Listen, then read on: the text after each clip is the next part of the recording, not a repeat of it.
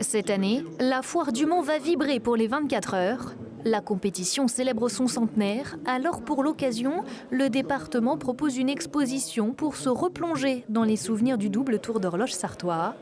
Pour le speaker de la course, cela marque le début des festivités. Alors on l'aborde différemment en se disant que quelque part ça va être l'événement d'une vie. Les personnes qui seront là en juin 2023 pourront se dire déjà je suis venu et je l'ai vécu, j'y étais. Et ça c'est quand même génial.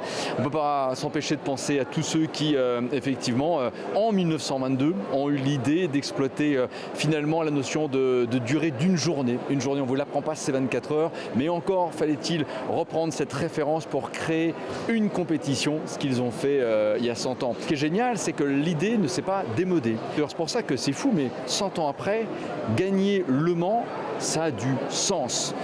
Au sol, sur les murs, tout est fait pour immerger les spectateurs dans les archives de la course.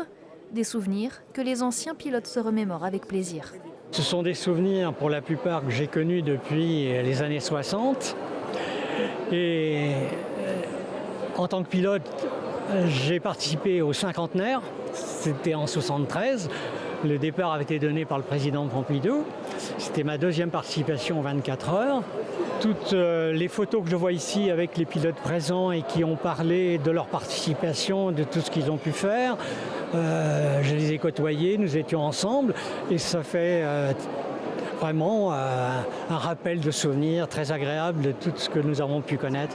L'exposition est visible pendant 4 jours à la Foire du Mans. Ce vendredi et ce samedi, des rencontres et dédicaces avec des pilotes auront lieu sur le stand.